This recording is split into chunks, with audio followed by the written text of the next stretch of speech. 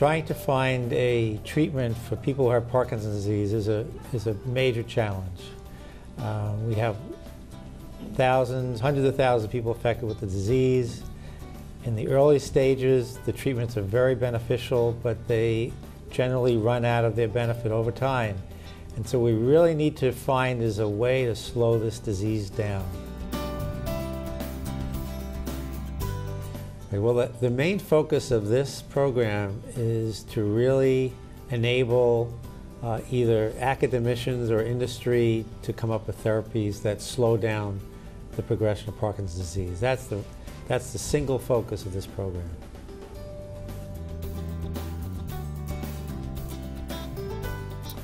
So NINDS has chosen to do this program now because we fund a great deal of the basic research which gets at the mechanism of the disease, and we think that the most likely successful biomarker is going to be something very much linked to these mechanisms of disease. So the idea is to fund people who can go from the mechanistic studies to develop these kind of biomarkers that are in serum or spinal fluid or plasma or urine that then will be useful in the next step. And now biomarker development is a stepwise process. We're talking about discovery, which is really the base. After that is a validation stage. And the good news is that the Michael J. Fox Foundation has spent considerable investment in the validation phase.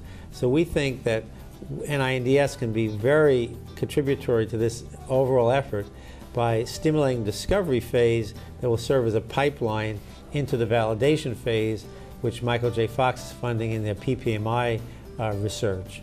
So we think that the stars are kind of aligned here at this point in time to make biomarker discovery in Parkinson's successful. So the Parkinson's disease biomarker program is really focused on therapy development.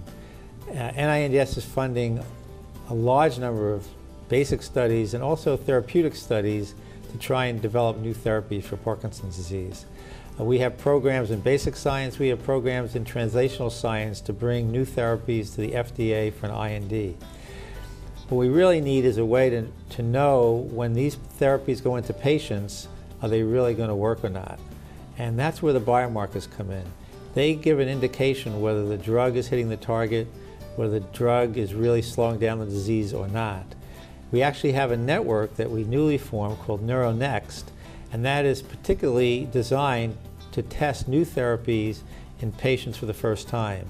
So we actually have a pipeline now from the basic science to the translational development of new drugs into a network. What we need are the biomarkers to enable that jump from the translational programs to people in the network, and that's where the biomarkers come in. So NeuroNext is said to be a biomarker-informed network, and the Parkinson's Disease Biomarker Initiative is hopefully going to give us those biomarkers to bring into that network to test new therapies in patients.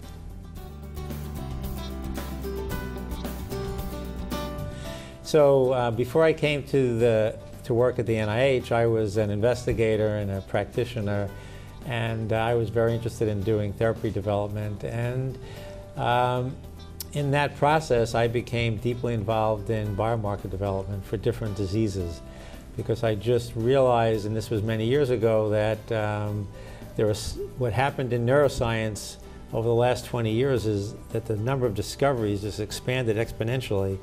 But trying to find out which one of those discoveries relevant to therapy development and disease was very difficult to know because you had so many to pick from. So I became very interested in trying to determine what biomarkers in patients were an indication that a certain drug would work. So I've been involved in this for a long period of time, and I'm just happy when I come to NINDS as an administrator here to kind of work on this really interesting project.